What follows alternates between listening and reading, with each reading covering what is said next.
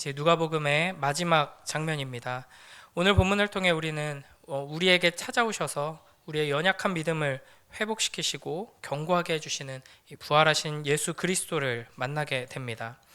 오늘 본문은 이렇게 시작합니다. 이 말을 할 때가 언제인가? 이 말이 무엇인가? 이제 바로 앞 본문 이야기와 연결되는 것이죠. 그러니까 엠마오에서 이제 다시 예루살렘으로 돌아온 두 제자가 자신들이 만난 예수님에 대해서, 부활하신 예수님에 대해서 이야기를 하고 있을 그때입니다. 그 시점에서 이 제자들의 심정은 두려움과 혼란스러움이었습니다. 이들은 예수님께서 하나님이 보내신 그 메시아다 하는 것은 확고하게 믿고 있었습니다. 너무나도 많은 경험들, 보고 듣고 경험했던 것이죠. 그러나 십자가와 부활에 대해서는 아직도 잘 이해하지 못하고 있었습니다.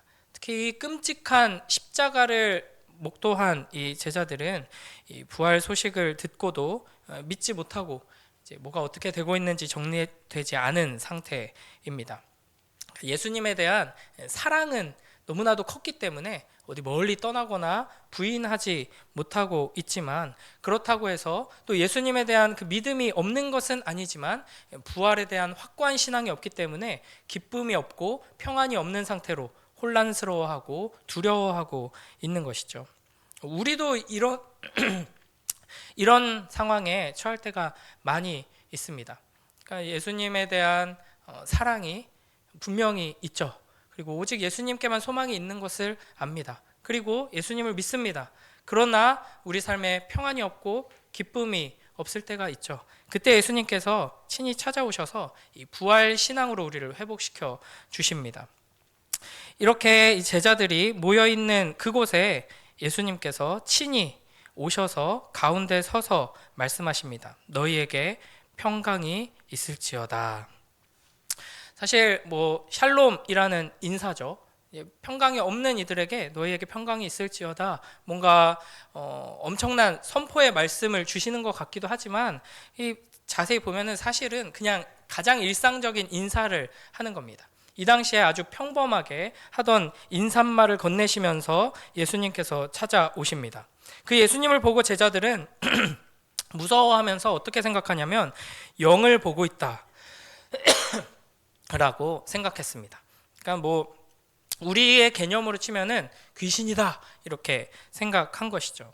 그러니까 제자들이 분명 예수님의 빈 무덤을 확인했고 천사들을 통해서 예수님이 부활하셨다는 소식을 듣고 엠마오로 가던 두 제자가 돌아와서 또 그 이야기를 들었음에도 불구하고 몸의 부활이라는 개념이 아직 없었기 때문에 그 상상조차 하지 못하고 있고, 예수님이 부활하신다고 말씀하셨잖아, 이거 기억하고 있는 사람이 있을 거예요. 그러나 그 부활이 무언가 영으로 우리에게 찾아오셔서 완전히 사라지지 않으신다는 말일 거야, 이렇게 생각한 것 같습니다. 그래서 영으로 예수님이 나타나신 건가 이렇게 생각하는 것이죠. 그러니까 이 예수 그리스도의 부활에 대한 확고한 믿음이 없는 사람들은 바로 눈앞에 부활하신 예수 그리스도의 실체가 있음에도 불구하고 만질 수 없는 영이라고 생각하게 됩니다. 우리에게 부활에 대한 믿음이 없으면 우리 눈앞에 분명하게 드러나고 있는 살아계신 예수 그리스도께서 이루시는 역사를 마주하며 살아가면서도 그것이 하나님 나라의 분명한 실체라는 것을 깨닫지 못하고 귀신 보는 것처럼 그저 영인 것처럼 여기게 되는 것입니다. 그래서 기쁨과 평안을 얻지 못하고 오히려 불안해하고 더 두려워하게 되는 것이죠. 이에 예수님께서 이렇게 말씀하십니다. 어찌하여 너희는 당황하느냐? 어찌하여 마음에 의심을 품느냐? 내 손과 발을 보아라. 바로 나다. 나를 만져봐라.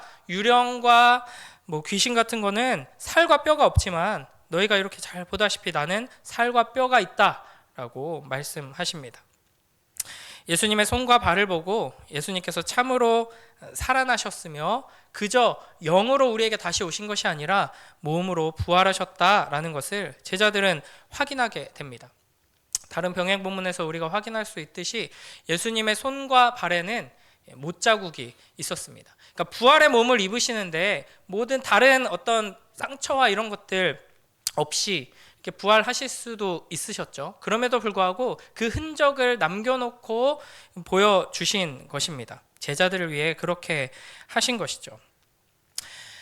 그렇게 하신 이유 중에 가장 큰 것은 이 영광스러운 부활의 몸을 보면서 이 영광스러운 부활의 몸으로 나아가는 그 과정 가운데 십자가가 있다는 것을 기억하게 하기 위함입니다. 이 부활의 예수 그리스도를 만나고 이제 오늘 본문에서 이 증인으로 부름받게 되는 제자들 앞에는 십자가가 놓여 있습니다.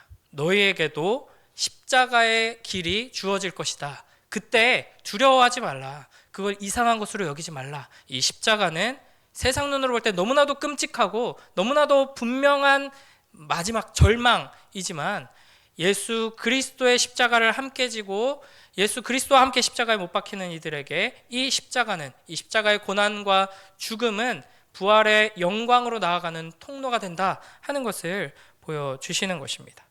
그래서 이 부활의 예수님을 만나고 부활하신 예수 그리스도의 손과 발에서 못자국을 확인한 제자들은 자기의 인생 앞에 다가온, 그 공동체 앞에 다가온 십자가를 두려워하거나 도망가지 않고 영광스럽게 여기며 기뻐하며 나아갈 수 있었던 것입니다. 그런데 41절을 보면 제자들은 예수님의 손과 발을 직접 보고 이제 크게 기뻐하지만 여전히 온전하게 믿지 못하고 계속 놀라워하고 있습니다. 그러니까 여기에 이제 이 놀라움은 조금 혼란스러움과 두려움이 담겨 있는 놀라움이죠. 이에 예수님께서는 여기에 먹을 것이 좀 있느냐 물어보시고 제자들이 가져온 구운 물고기 한 토막을 받아서 그들 앞에서 드십니다. 손과 발을 보여주시는 것을 넘어서서 식사하는 모습을 보여주심으로써 예수 그리스도의 부활이 몸의 부활이다 하는 것을 분명하게 확인시켜 주시는 것입니다.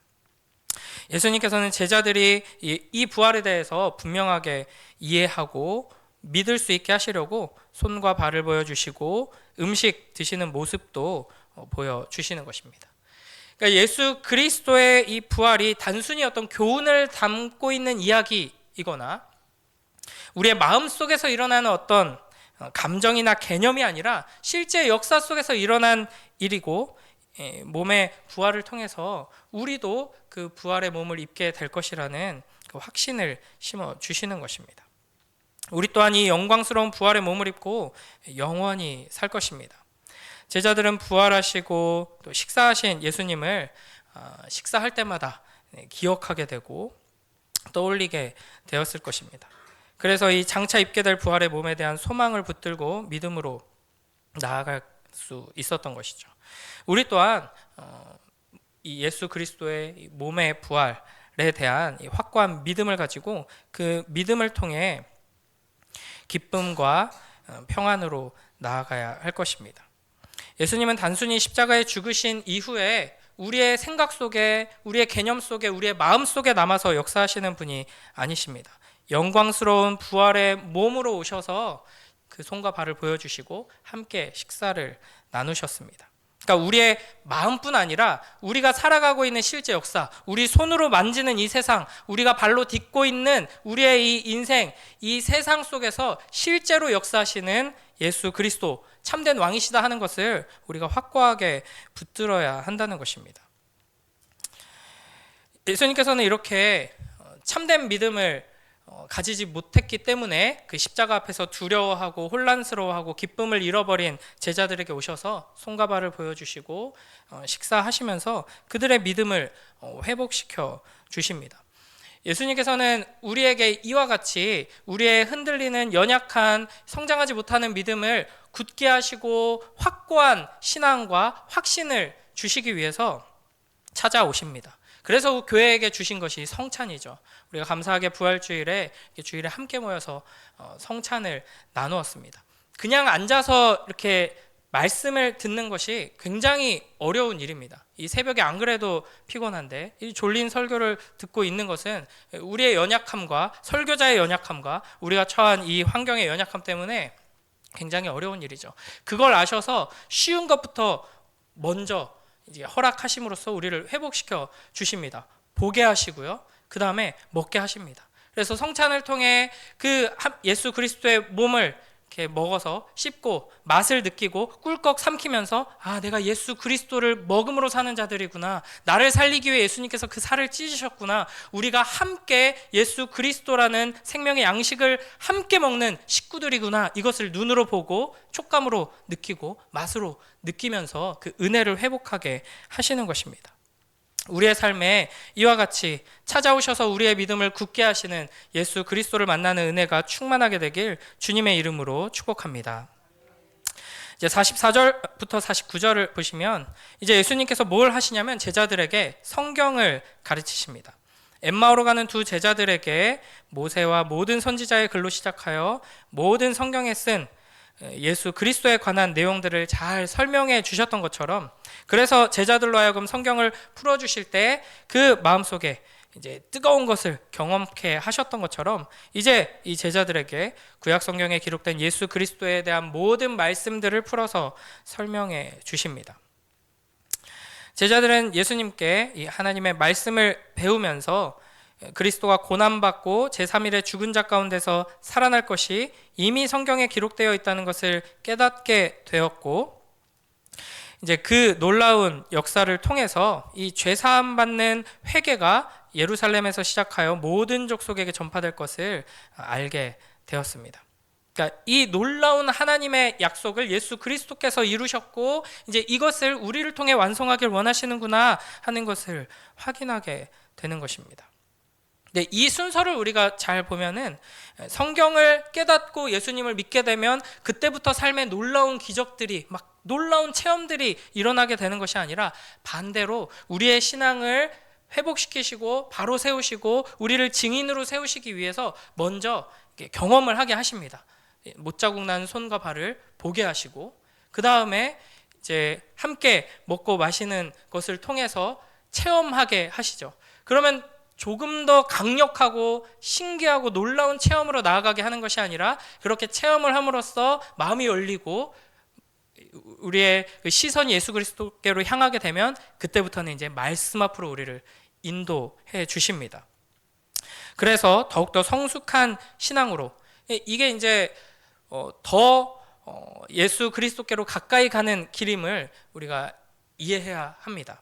그러니까 삶 속에서 막 신기한 일이 계속 일어나는 것이 연약한 우리에게는 훨씬 더 좋을 것 같지만, 말씀을 통해 성령 하나님을 통하여서 직접 예수 그리스도를 만나고 함께 동행하는 것이 훨씬 더 놀랍고 큰 은혜인 것이죠. 구약의 그 어떤 선지자들도, 심지어는 예수 그리스도와 함께 동고동락했던 제자들도 누릴 수 없었고 상상조차 못했던 그 예수 그리스도를 성령을 통해 우리 안에 모시고 살아가는 그 삶을 우리가 나아갈 수 있게 되는 것이죠. 그래서 다른 사람들이 보기에는 알 수 없고 이해할 수 없는 아주 소소한 일상 속에서도 예수 그리스도께서 살아서 우리를 위해 역사하고 계신다 하는 것을 성령이 충만한 사람은 깨닫게 되고 감사하게 되고 영광 돌릴 수 있는 복된 삶으로 나아가게 되는 것입니다. 우리의 삶에 그와 같은 놀라운 은혜가 충만하게 되길 주님의 이름으로 축복합니다.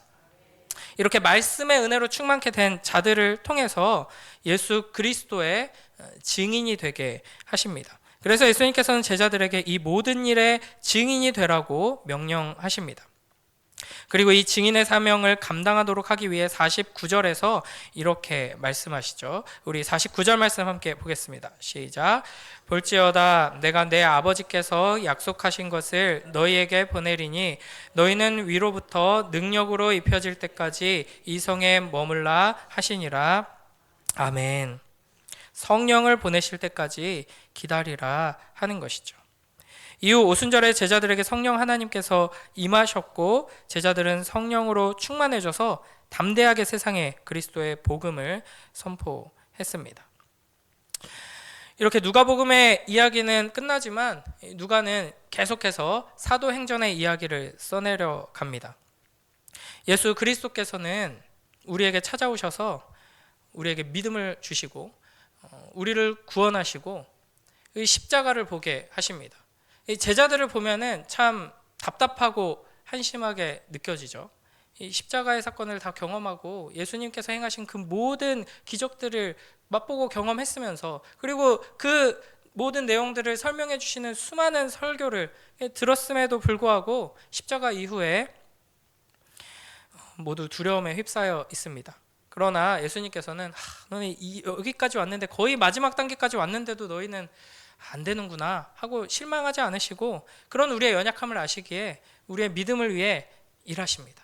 그러니까 믿음이라는 것은 너무나도 중요한데 우리의 실력으로 할 수 없기 때문에 하나님께서는 그 믿음조차 내가 다 했으니까 믿고 따라오는 건 네가 최소한 해야 되지 않겠니? 라고 하지 않으시고, 믿을 수 있도록 성령을 보내주시고 말씀을 깨닫게 하십니다. 그래도 잘 안 되면은 우리의 인생을 흔드시고 우리의 삶 속에서 놀라운 증거들을 보여주셔서 말씀 앞으로 나오게 하십니다.